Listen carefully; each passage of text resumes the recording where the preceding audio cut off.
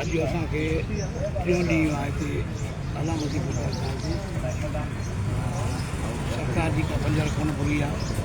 असीं सरकार खां घुरूं छा था, असीं सरकार खे चऊं था जिते मुलाज़िम अपॉइंटमेंट कया आहिनि प्राइमरी उस्ताद उन्हनि खे 15 महीननि खां पघारूं न आहिनि पघारूं थियूं।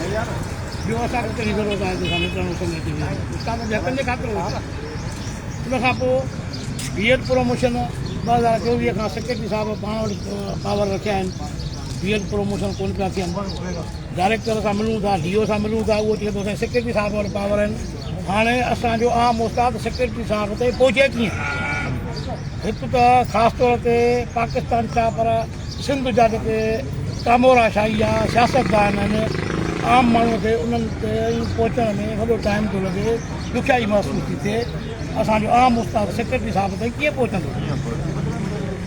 मां हिन बुख हड़ताली कैंप तां सेक्रेटरी साहिब खे ॿुधाइण थो घुरां जेकॾहिं हिन हफ़्ते जे अंदरि या ईद खां पोइ अवां पंहिंजा इहे पावर हेठि नथा लाहियो, DO ऐं सेक्रेटरीअ जा जिन पंहिंजो डायरेक्टर जा जिन जा इहे पावर आहिनि, जेकॾहिं अवां उन्हनि ताईं इहे मुंतक़िल नथा कयो त असीं 1 जून खां पंहिंजे बुख हड़ताल जो दाइरो वधाईंदासीं। ईअं न थिए त सुभाणे असीं डायरेक्टर ऑफिस जो बि घेराव कयूं, DO ऑफिस जो बि घेराव कयूं, DC ऑफिस जो बि घेराव कयूं, असीं हर कामोरे वटि तव्हां खणी वेंदासीं। ईअं न थिए त सुभाणे मुआशिरो ईअं चवे त उस्ताद हरूभर ॿाहिरि निकिता आहिनि, निकिरण समय छा थियो अथनि। असीं हिन मुआशिरे खे बि ॿुधाइण था चाहियूं त उस्तादनि सां जेका वेझन थिए थी अवां उनखां वाक़ुफ़ु थियो, अचो असीं बुख हड़ताल जी कैंप ते वेठा आहियूं जलाबाग में, असांखां पुछा करायो असांजा दर्द त तव्हांजा कहिड़ा दर्द आहिनि जो अहिड़ी निकिरण उस में जेको ॿार 2 मिंट में नथो बीह सघे, उहो हिते कीअं वेठो आहे उस्ताद। ही उस्ताद हिन मुआशिरे जो महिमान आहे। मां त चवां हेफ़ आहे हिन मुआशिरे ते जो चोथों ॾींहुं आहे अॼु उस्ताद हिन निकिरण उस में रोडनि ते वेठो आहे ऐं को पुछा करण जे लाइ असांखे न आयो आहे त अवी हिते छो वेठा आहियो, कहिड़ी तकलीफ़ आहे? को ऑफिसर न आयो आहे, को सियासी माण्हू न आयो आहे त तव्हां छो वेठा आहियो? ख़ाली दवाऊं त हर को कंदो आहे बंगलनि में वेही, एयर कंडीशन बंगलनि में वेही जेके इहे पॉलिसियूं जोड़नि था उन्हनि खे असांजे हेड़नि मामलनि जी ख़बर न पवंदी, छो त हू पंहिंजी बंगलनि में वेही एसिन में वेही पॉलिसी जोड़े हेठि लाइनि था, बसि हिन ते अमल कराइणो आहे।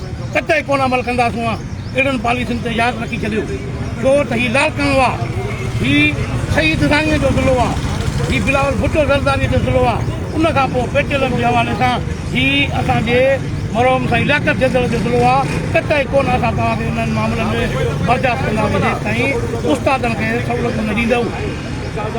अव्हां जी बादशाही कोन्हे, ख़ुदा ते बि हलणो अथव। ईअं न आहे त को तव्हां एयर कंडीशन में या मरंदव बि हिते पवंदव, निकिरण उस में जीअं असां वेठा आहियूं तव्हांखे बि ईअं मरणो आहे, ईअं अंधारी क़बर में हलणो आहे। उते तव्हांखां पुछाणो थींदो ऐं तव्हां सोचियो बि कोन हूंदो। अहिड़े नमूने सां असीं बिलावल साहिब खे बि इहा गुज़ारिश था कयूं, पर बिलावल साहिब जो इहो मसइलो ई न आहे, हीउ मसइलो आहे लोकल सतह जो।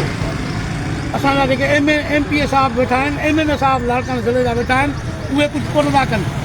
बिलावल साहिब मां तोखे ॿुधाइण थो चाहियां त हीअ जेके असां वटि अजी फरियाल टालपुर साहिब आहे, ऐं तोखे ॿुधाइण थो चाहियां त जेके हिते तव्हां MPA MNA या जेके तव्हां ज़िम्मेवार माण्हू पीपल्स पार्टी जा विहारिया आहिनि, इहे का बि परगोर कोन था लहनि।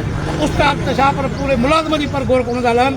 बसि उहे चवनि था असांजो पेट गुज़र थिए थो, असां गाॾियुनि ते घुमूं था, एयर कंडीशननि में रहूं था, असांजा बादीकार साण आहिनि, उनजे करे हू हिननि माण्हुनि जी परगोर लहण लाइ तयारु ई न आहिनि।